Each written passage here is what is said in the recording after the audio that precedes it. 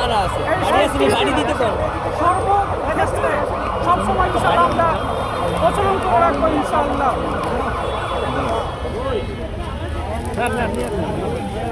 আপনারা নেন ভিডিও ভাই বাড়ি আসেনি নেন নেন নেন সইতে মারে একটা বাড়ি দিয়ে গেল খবর বেশি দেন একবার দিয়ে দেন